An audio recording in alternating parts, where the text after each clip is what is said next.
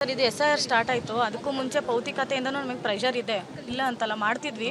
But ಇದು SIR ಏನು start ಆಯಿತು, ಅರ್ಲಿ ಮಾರ್ನಿಂಗ್ ಹೋಗಬೇಕು ಅಂತ ಹೇಳಿದ್ರು. 7 ಗಂಟೆಗೆ ಆಲ್ಮೋಸ್ಟ್ ಯಾವಾಗಲೂ ಎವ್ರಿ ಡೇ SIR ಸ್ಟಾರ್ಟ್ ಆದಾಗಿಂದ ನಮಗೆ ಕಾಲ್ಸ್ ಬರ್ತಿದೆ. ವಾಟ್ಸಪ್ ಕಾಲಲ್ಲಿ ವಿಡಿಯೋ ಕಾಲ್ ಮಾಡ್ತಾರೆ. ವಿಡಿಯೋ ಕಾಲ್ ಎಲ್ಲಿದ್ದೀರಾ ಅಂತ ಹೇಳ್ಬಿಟ್ಟು ಆನ್ ಮಾಡಿ ಅಂತ ಹೇಳ್ತಾರೆ. ಸೊ ಹಂಗಾಗಿನೇ ನಾನು ಇನ್ನು ಜಸ್ಟ್ ಮುಗ್ದಿತ್ತು, ನಾನು ಮೀಟಿಂಗ್ ಅಟೆಂಡ್ ಮಾಡ್ತಿದ್ದೆ, ಗಾಡೀಲಿ ಹೋಗ್ತಾ ಅಂತ ಹೇಳಲ್ಲ, ಮುಗ್ದಿತ್ತು. ನಾ ಇನ್ನೇನು ರೀಚ್ ಆಗಬೇಕಾಗಿತ್ತು ಸರ್ಕಲ್ಲಿಗೆ, ಆ ಟೈಮಲ್ಲಿ ಕಟ್ ಮಾಡೋಕ್ಕೆ ಹೋಗಿ ಈ ಥರ ಆಯಿತು ಸರ್. ಸ್ಕಿಡ್ ಆಗಿ ಬಿದ್ದೆ. ನಾನು ತಿಪ್ಟೂರಿಂದ ಹುಣಸೆಘಟ್ಟಕ್ಕೆ ಹೋಗ್ತಾ ಇದ್ದೆ.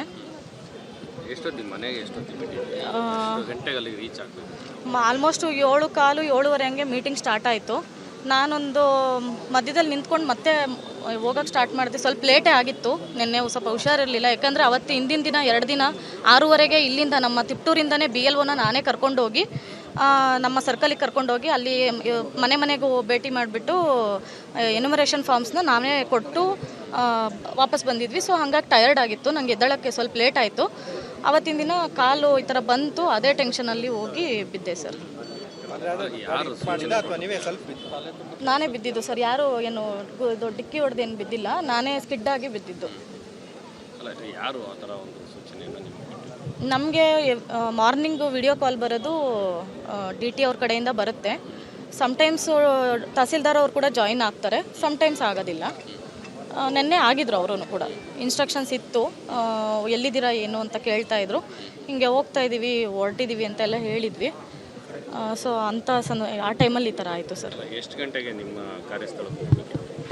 ನಮಗೆ ಯೂಶ್ವಲಿ ಇರೋದು 10 ಗಂಟೆಗೆ ಸರ್.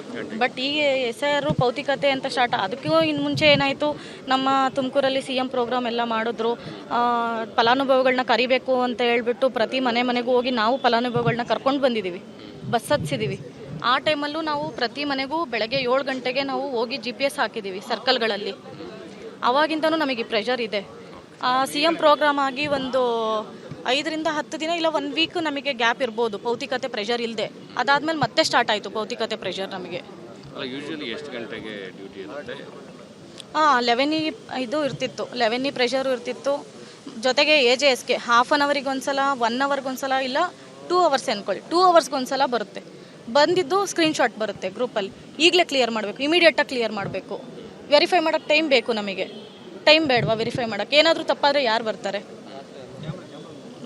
ಅಧಿಕಾರಿಗಳು ಸಾಕಷ್ಟು ಒತ್ತಡ ಇರ್ತಾರೆ. ಹೌದು ಸರ್. ಯಾವೆಲ್ಲ ರೀತಿಯಲ್ಲಿ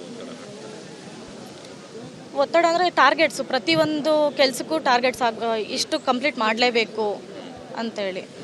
ನಾವೇ ಮನೆಗೆ ಹೋಗಿ ಡಾಕ್ಯುಮೆಂಟ್ಸ್ ಕಲೆಕ್ಟ್ ಮಾಡಿ, ಈವನ್ ಅವ್ರದ್ದು ವಂಶವೃಕ್ಷ ಹಾಕ್ಸೋದಕ್ಕೆ ಅಫಿಡವಿಟಿಂದ ಹಿಡಿದು ಪ್ರತಿಯೊಂದು ನಾವೇ ಮಾಡಿಸಿ, ಈ ವಂಶವೃಕ್ಷಕ್ಕೆ ನಾವೇ ಅಪ್ಲೈ ಮಾಡಿ ಅವರಿಗೆ ಭೌತಿಕತೆಗಳನ್ನ ಮಾಡಿಕೊಡೋ ಪರಿಸ್ಥಿತಿ ಈಗ ಪ್ರೆಸೆಂಟ್ ಬಂದಿದೆ. ಯಾಕೆಂದರೆ ಸ್ಟಾರ್ಟಿಂಗಲ್ಲಿ ಏನಾಗ್ತಿತ್ತು, ಸಿಗ್ತಾ ಇದ್ವು, ಹೋಗಿ ಡಾಕ್ಯುಮೆಂಟ್ಸ್ ಕೇಳಿದ್ರೆ ಕೊಡ್ತಾಯಿದ್ರು, ನಾವು ಇಸ್ಕೊಂಡು ಬಂದು ಮಾಡ್ತಾಯಿದ್ವಿ. ಈಗ ಹಂಗಾಗ್ತಾ ಇಲ್ಲ.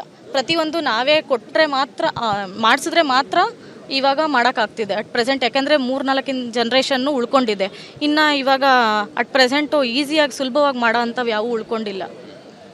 ಎಲ್ಲ ಸಮಸ್ಯೆಗಳನ್ನ ಏನಾದರೂ ಮೇಲಧಿಕಾರಿಗಳಿಗೆ ಗಮನ ತಂದಿದ್ದಾರೆ? ಹೇಳಿದ್ದೀವಿ ಸರ್, ಎಲ್ಲರಿಗೂ ಗೊತ್ತಿರೋ ಇಂಥ ವಿಚಾರಗಳೇ ಇವೆಲ್ಲನೂ.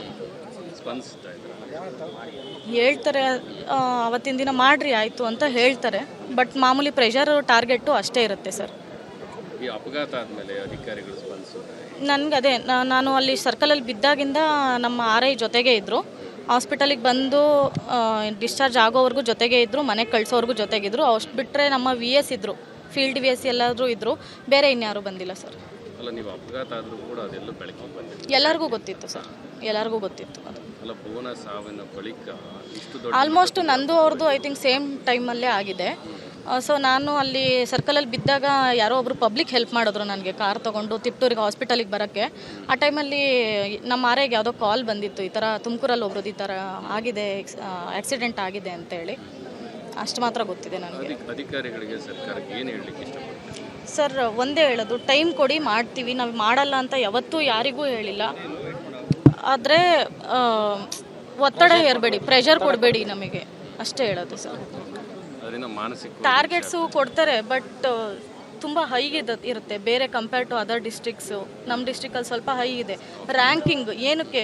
ಕ್ವಾಲಿಟಿ ವರ್ಕ್ ಬೇಕಲ್ವಾ? ಕ್ವಾಲಿಟಿ ವರ್ಕ್ ಮಾಡಬೇಕಂದ್ರೆ ಟೈಮ್ ಬೇಕು ಸರ್ ನಮಗೆ.